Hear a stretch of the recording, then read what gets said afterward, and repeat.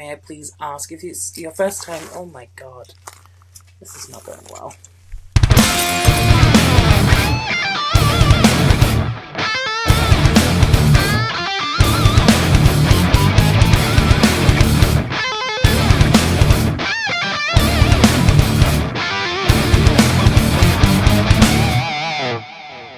Hi, I'm Stacy Queen, and welcome to the Diva Dolls Pod, the pod where we discuss the then, now, and forever of women's wrestling within the WWE.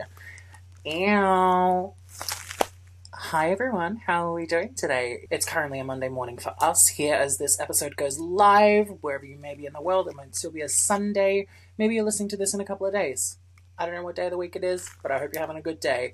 Here we are. It has been a busy week. We are fresh off of the Bash in Berlin premium live event, obviously in Berlin, Germany.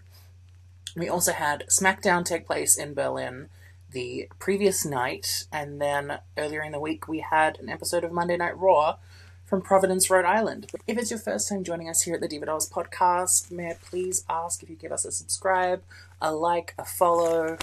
Every little bit helps, so we can keep bringing you some fabulous content. Let's get straight into it. So, the good/bad part about this week is that there's not a lot of content to really get into for Monday Night Raw, which means that, because there is so much to talk about that happened at Bash in Berlin, we can get there a little bit faster. The episode of Monday Night Raw started with the Judgment Day making their way to the ring. Liv Morgan welcomes everyone to Monday Night Raw and asks everyone to all rise for the Judgment Day.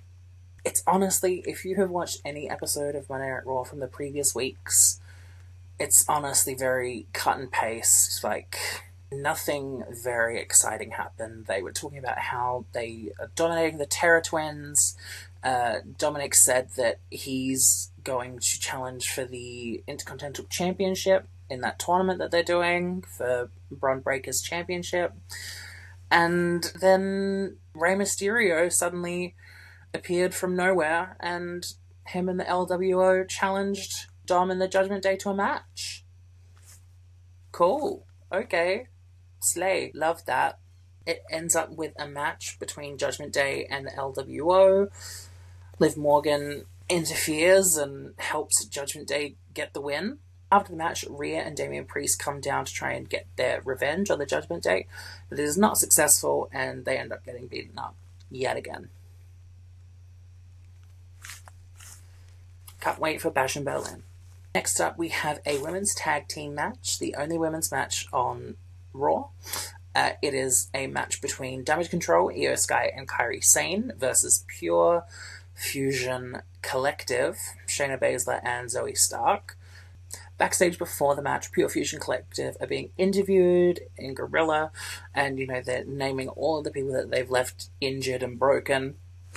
Dakota Kai, Zelina Vega, Katana Chance, Kaden Carter, and after tonight, you're going to add Damage CTRL to that list. So apparently this match was 7.5 minutes, but it did not feel like it, because there must have been an ad break. So that's 3 minutes after that? The match itself was uninteresting. The only real point of interest at all would be the fact that Zelina Vega returned and started beating up Sonya Deville on the outside. Damage CTRL get the win. We love that. I love that for them. I am hoping that with the developments that happened at Bash in Berlin, that maybe with some championships we can try and make this a bit more interesting. I guess, I can see a Tag Champs versus Pure Fusion Collective story? Maybe? They were the third team in that match in Scotland. Maybe. Maybe we'll get to see that. And I believe, that was all of the women's segments we had on Raw. That's it. There was another little, I think, promo where Rhea and Damian call out Judgment Day, but other than that, We got nothing. So, let's have a look at SmackDown. What happened over on SmackDown? We're just going to jump straight across. No ad break. We're just getting through it today. So we're in Berlin, Germany. The first women's segment we get is a hype package for Nia Jax, just highlighting all of her success this past 12 months. And honestly, like, I'm just so proud of her. She's done a really amazing job of not only, like, proving the naysayers wrong, but also just delivering, without a doubt. Like, her success rate in the past year has been fantastic. Like, from what I can remember, there hasn't been any stinkers. You know, like, the common thing, I guess, comment I'd see online around her return was, oh my god, she's, like, injuring people, and, like, she has not injured a single person since she's been back. Not one. And all the people saying she can't wrestle, fucking where? She is on her shit. And I'm so happy to see it. Next one we get to see is Elektra Lopez. She just randomly appears just out of nowhere, accompanying Legado del Fantasma to the ring for their match against Baron Corbin and Apollo Crews. She looks great. Love that kind of stuff. Love that kind of stuff. There's a video package for the WWE Women's Tag Team Championship match happening at Bash in Berlin, where Jade and Bianca are saying about how much they're ready for it and how they're excited to have their rematch for the championships. Again, not very exciting. And then, in the main event of SmackDown, finally, like, two matches on Raw and SmackDown. Not a lot for me to discuss, I'm so sorry. The main event was a WWE Women's Championship streak fight. The champion Nia Jax going up against Minchin. And before the match, Mia Yim is cutting a promo while she's walking to the ring. She's got her little trolley or shopping cart full of weapons, and she's talking about how, you know, whether you like her or hate her, after she wins the title tonight, you won't forget her. Work. However, after Nia comes to the ring, Minchin comes to the ring, and the crowd is silent. Like, it's sad. Like, she deserves so much more than what they gave her. Like, any wrestler coming to the ring with a shopping cart full of weapons should not... Like, the shopping cart full of weapons itself should garner a response. But, like, they weren't giving her nothing. Not a thing. Not even... No. So cooked. But yeah, to start the match, Minchin is hammering away at Nia Jax with a kendo stick, and Nia Jax gains the upper hand. Like, it's honestly very back and forth throughout the whole thing. There's, I think, 2 separate table spots. I loved it. There was a lot of different spots with, like, trash cans and trash can lids. Minchin powerbombs Nia Jax through a table, and it looks like she's about to get the win when suddenly we hear, "It's Tiffy time." Tiffany Stratton makes her way to the ring, and I was so convinced that Tiffany Stratton was about to cash in. Like, I genuinely thought, like, oh my god, like, it's the main event, like, it's happening, like, this is it. This is the time. She's gonna cash in. But then she gets into the ring and she's, like, holding the briefcase. And Nia looks up and she was just like, "Oh no, I wasn't going to do it." And then she hits Minchin over the head with the briefcase.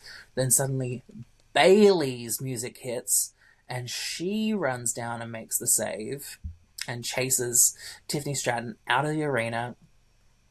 I love Tiffany's boot get caught on like a camera cord. Quite funny.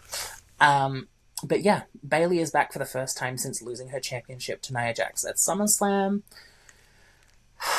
So much drama. And then finally, Nia does a Samoan drop to Minchin through a table, drags her to the corner, puts a trash can over her head, and gives her an annihilator onto the trash can on her head for the win. Every time there's one of these finishes with Nia, I'm like, oh, it can't get better than that. So first it was King and Queen of the Ring, her annihilator to Lyra Valkyria, stunning. I was like, okay, it can't get better than that. Then at SummerSlam, she did the double one to Bayley for the win. Excellent. And now, onto a fucking trash can? Is this bitch alright? Is she okay? Cooked. I lived, I loved. Nia Jax retains. Still our women's champion. And then after the match, I couldn't help but laugh, but she just starts throwing the weapons at Minchin, who's lying there, still in the trash can. She doesn't know what's going on. She can't defend herself. And she's just still beating the shit out of her. So camp. I love. Well, that is everything that happened with the ladies on Raw and SmackDown this week. I'm going to take a quick little break, and then when I get back, we're going to look at everything that went down at Bash in Berlin. See you in a moment. The Diva Dolls podcast is sponsored by Salon Extensions. Offering all of our listeners a discount on the exclusive ponytail line from the winner of RuPaul's Drag Race Season 15's Sasha Colby. Plus, any of our listeners who are licensed cosmetologists, you can receive 15% off of all hair extensions in their pro store. Because if it's good enough for mother, it's good enough for a diva doll like you. You can now use code DIVADOLLS at checkout to get 15% off any of your purchases. Cause you're a GODDESS. Shop now at www.salonextensions.com. That's SALONXTENSIONS.com.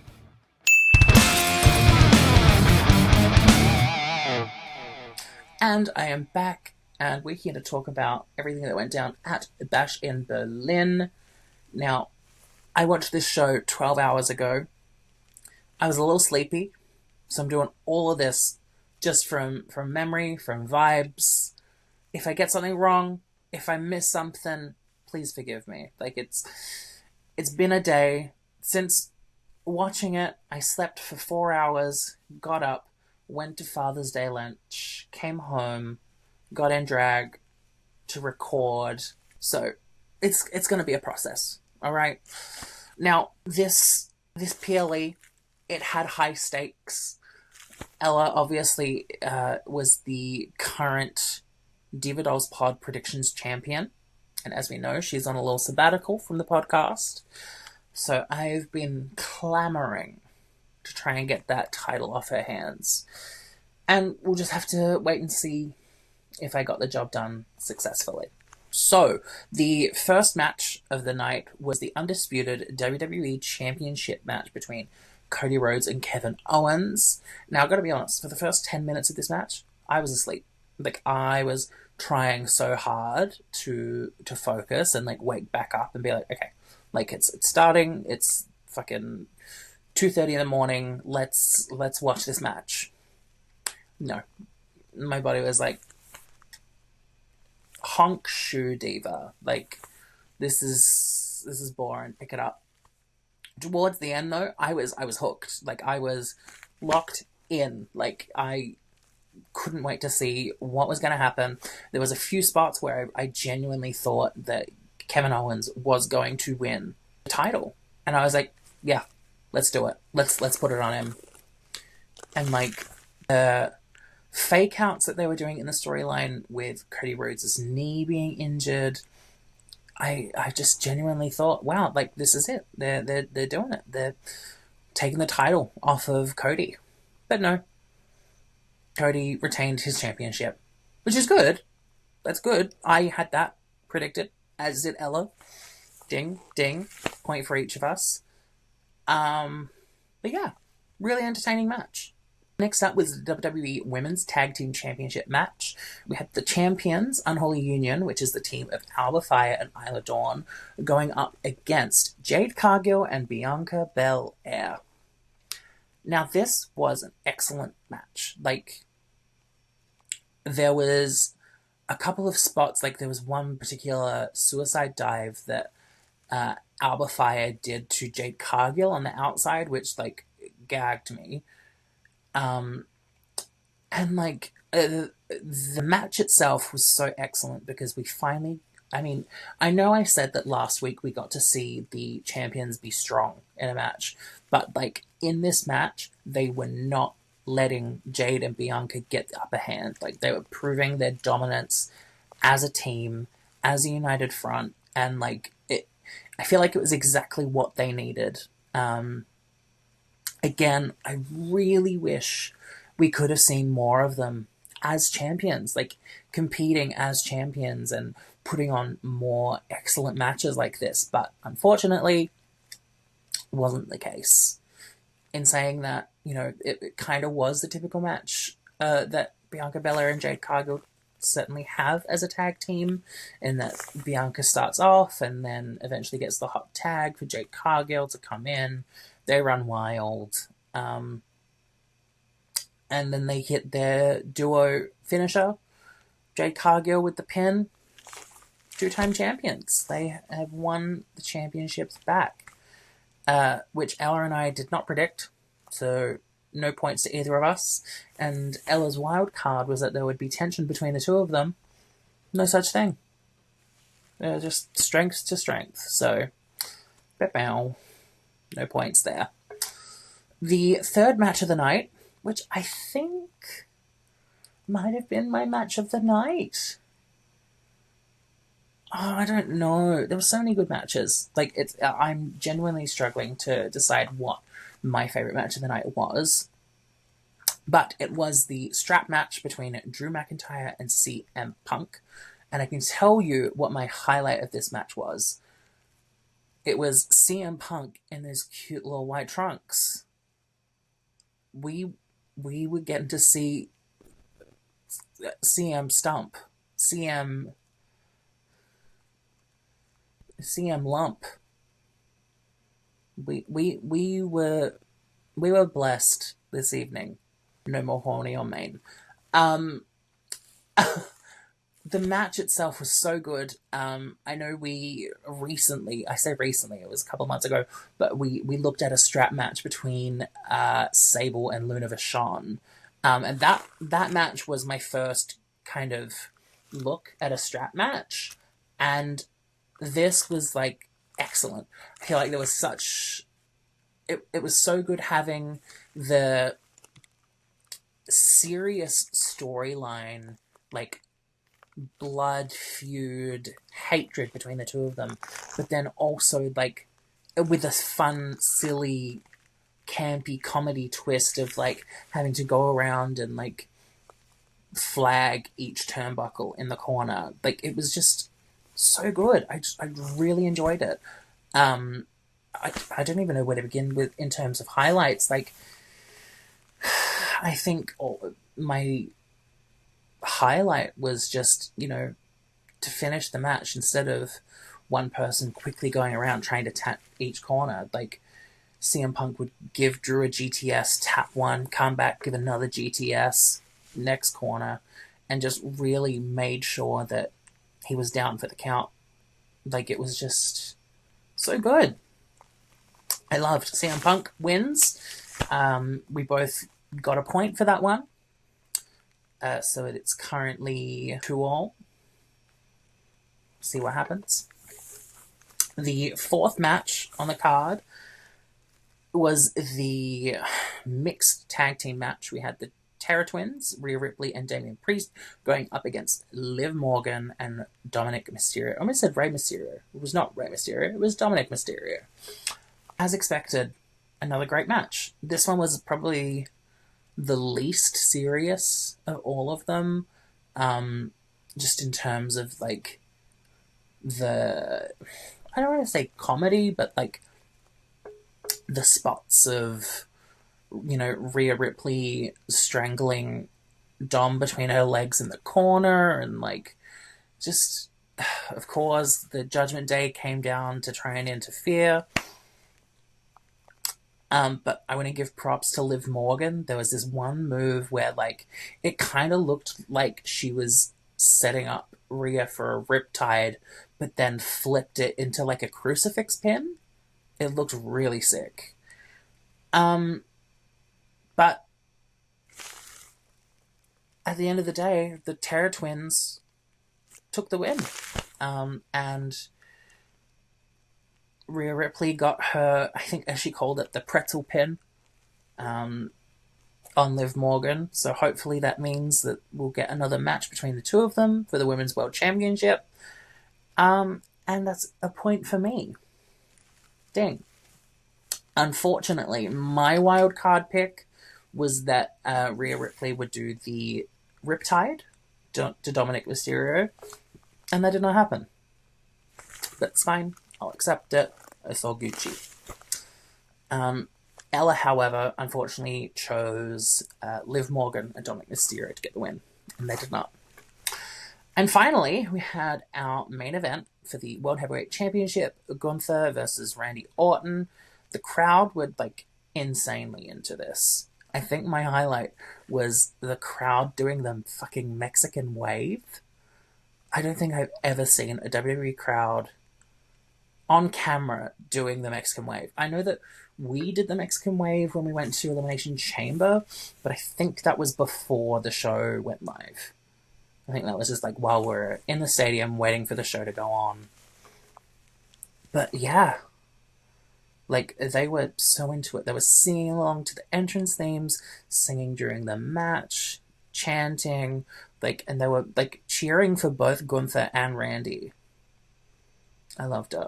It was a really great match, but obviously it's a Gunther match, so of course it's going to be a great match. At the start of the match, Randy was injuring his right arm so that he couldn't give Randy his chops.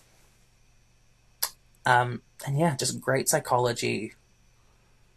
I loved it. It was, again, like, I know all I keep saying is I loved it, but this show was such a good show. Like, there were no misses, only hits. Speaking of hits, Gunther, with the sleeper hold on Randy, got the win. And still, World Heavyweight Champion, Gunther. Which Ella and I had both predicted, so that's a point to each of us. Now, at the end of that, Ella ended up on 3 points, and I ended up on 4. And I don't know about you, I'm no mathematician, but I think that means that I won. Hold up, my phone's ringing. Hello? I'm just gonna airplay this. Alright, let me just...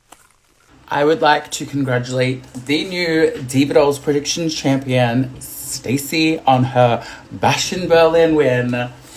Now, I would dump this in a trash can, but I don't have one, so I'm just going to use my arm and do this. Congrats, bitch. You're the champ. You finally beat me. It is my pleasure to introduce to you the new, reigning, defending Diva Dolls Pod Predictions Champion. It's me.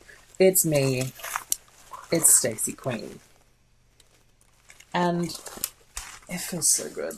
It feels so good to finally have this right here on the pod where it truly belongs. Doesn't it just, it feels right. It feels correct. Well, I don't even know what to do now. Like, now that I've finally, like, it's been 6 months that I've been chasing the Diva Dolls Pod Predictions Championship. And I'm so glad that I finally won it. But where to now? Who do I defend it against next? I don't know. But I will be a defending champion. And I will be defending it at Bad Blood. So, who will it be? Who's it going to be? I don't know. You can follow me everywhere at the Stacy Queen, and you can also follow the Diva Dolls Pod everywhere at Diva Dolls Pod. Be sure to follow and subscribe wherever you watch and or listen to this, and while you're there, hit the notification bell so you can find out whenever we release a new episode. It's so exciting. I'm so happy that I finally got my championship. And with that one, oh my god, I'm not used to having my hands so full with the championship, but I'm tapping out. Oh my god, I'm tapping out. And I'll see you on the next one, Diva. Well, the earring fell off. That's the end of the podcast. The Diva Dolls podcast is brought to you by Stacy Queen and ELLAWARRA. All names, photos, videos, and audio used in this podcast are trademarks and copyrighted materials owned by the WWE and TKO Group Holdings. This podcast is not affiliated with or endorsed by the WWE and is intended for entertainment and informational purposes only. Before the match, Pure Fusion Collective are being interviewed backstage by...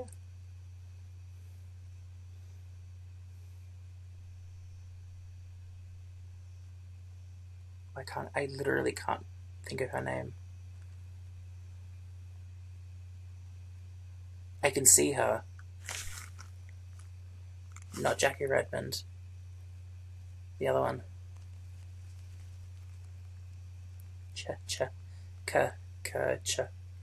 Not Katana Chance.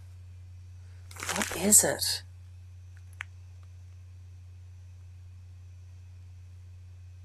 Not Chelsea Green. What is her name? Backstage before the match, Pure Fusion Collective are being interviewed in Gorilla, and